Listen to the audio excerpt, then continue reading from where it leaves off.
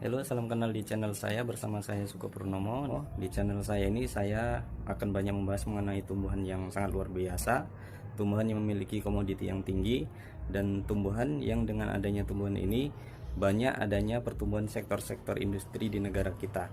Tumbuhan yang saya maksud itu adalah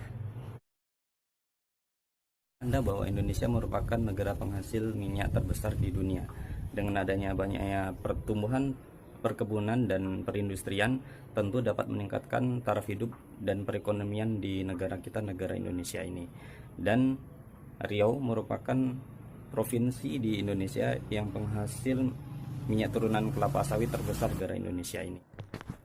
Nah, berikut ini merupakan data dari Direktorat Jenderal Perkebunan luas area kelapa sawit di berbagai provinsi di negara Indonesia. Dari data tersebut dapat kita lihat bahwa Riau merupakan provinsi dengan luas perkebunan terbesar di Indonesia dengan luas yakni 2,8 juta hektar, dan luas perkebunan selanjutnya setelah Riau yakni Provinsi Sumatera Utara dengan luas perkebunan yakni 1,6 juta hektar di tahun 2020.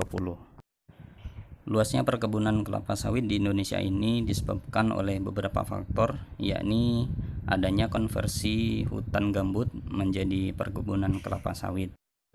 Dan tidak sedikit juga area pertanian di masyarakat beralih fungsi menjadi perkebunan. Disebabkan oleh salah satu faktornya adalah seringnya gagal panen dan curah hujan yang tidak menentu. Oke, langsung saja kita simak tumbuhan yang multi manfaat ini. Setelah buah kelapa sawit tersebut memasuki masa panen, buah yang berasal dari perkebunan masyarakat maupun dari perkebunan dari pihak industri akan dikumpulkan dan selanjutnya akan dibawa ke proses pengolahan pertama untuk menjadi produk CPO di pabrik kelapa sawit.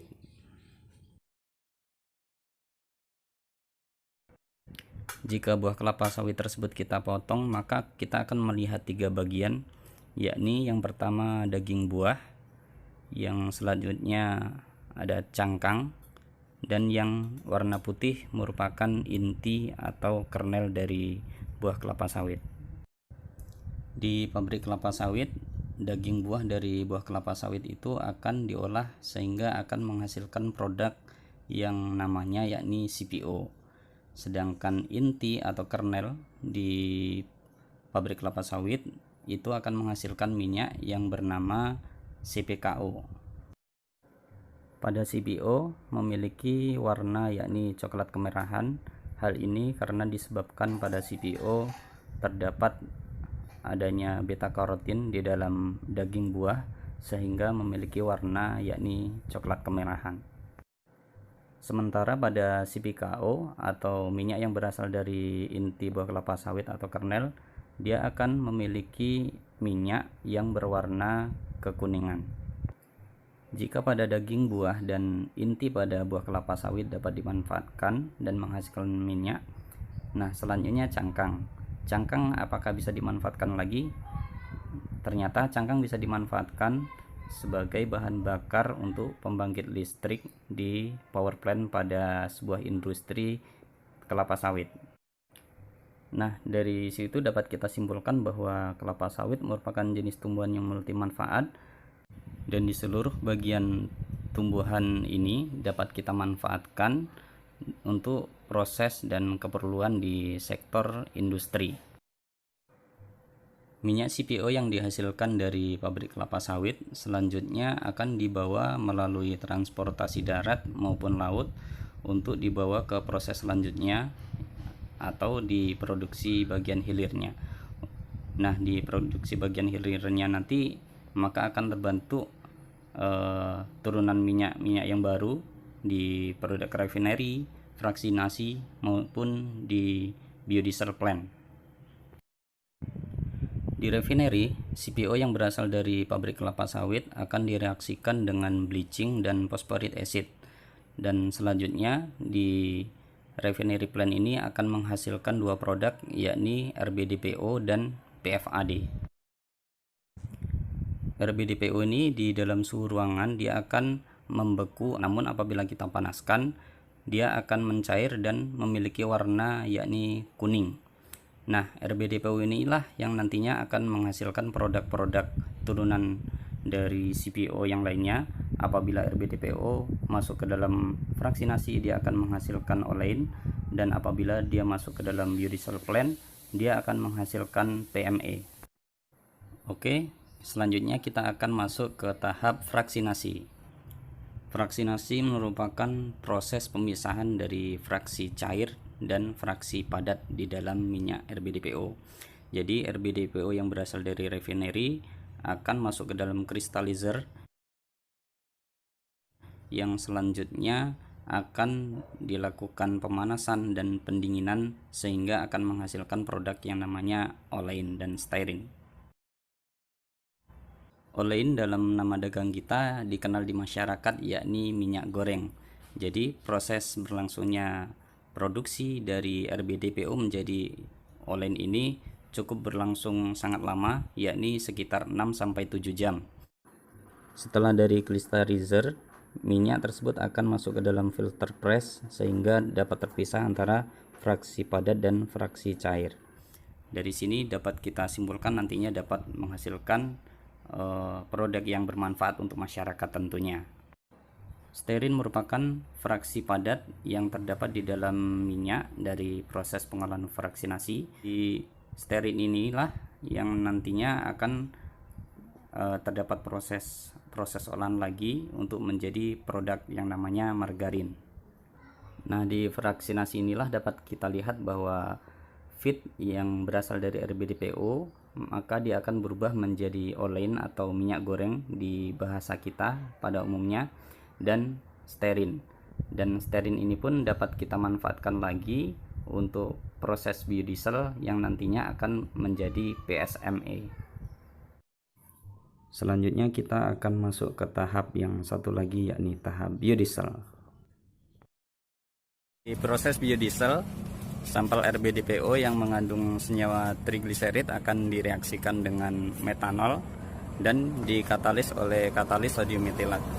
Selanjutnya akan melewati beberapa reaktor dan nanti akan terbentuk yakni PME, palm methyl ester,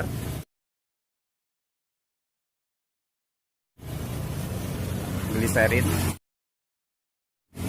dan fatty matter. PME inilah yang nantinya akan di blending atau dibawa ke SPBU yang nantinya akan menjadi biosolar. Nah, kalau misalnya kita mengisi di SPBU, nanti kita akan menemui tulisan biosolar. Nah, disitulah terjadinya blending antara PME dan solar. Nah, pada awal tahun 2020, pemerintah sudah menetapkan B30, artiannya dengan 70% solar, sementara yang 30%-nya itu biodiesel atau minyak yang berasal dari kelapa sawit. Selain itu, produk sampingnya lagi gliserin. Nah, gliserin ini nanti akan dimanfaatkan untuk keperluan kosmetik, dan gliserin yang dipakai untuk kosmetik itu tentu sudah memiliki purity sekitar 99%. Sementara purity atau kemurnian yang terdapat di dalam proses produksi biodiesel ini masih sekitar 81-82%. Jadi nanti masih ada untuk proses selanjutnya untuk menjadi atau dapat digunakan untuk keperluan kosmetik. Sementara fatty matter merupakan fraksi ringan dari gliserin yang nantinya masih dapat diolah lagi. Nah, pemisahan dari fraksi berat sama fraksi ringannya pada gliserin dan fatty matter ini dibantu dengan adanya penambahan HCl, di mana fungsi dari penambahan HCl ini nanti akan dapat memisahkan antara fraksi beratnya gliserin dan fraksi ringannya ya fatty matter. Nah, seperti inilah gambaran ringkas dari proses biodiesel yang nanti dapat dimanfaatkan untuk keperluan masyarakat dan di bidang industri. Nah, jadi seperti ini gambaran dari produk yang dihasilkan dari kelapa sawit, dari tandan buah segar hingga menghasilkan produk-produk yang memiliki mutu yang bagus. Jadi tandan buah segar akan dibawa ke pabrik kelapa sawit, nanti akan menghasilkan produk yang namanya CPO. Dari CPO ini akan dibawa ke refinery plant, dia akan menghasilkan dua produk, yakni RBDPO dan PFAD. RBDPO dari refinery apabila dia ditarik sebagai bahan baku untuk fraksinasi, dia akan menghasilkan dua minyak, yakni olein dan stearin. Olein ini yang kita kenal sebagai minyak goreng di pasaran. Sementara itu apabila RBDPO masuk ke dalam biodiesel plant, dia akan menghasilkan PME atau biodiesel itu sendiri, gliserin, dan fatty matter. Nah, stearin dari fraksinasi dapat kita gunakan sebagai bahan baku untuk biodiesel plant.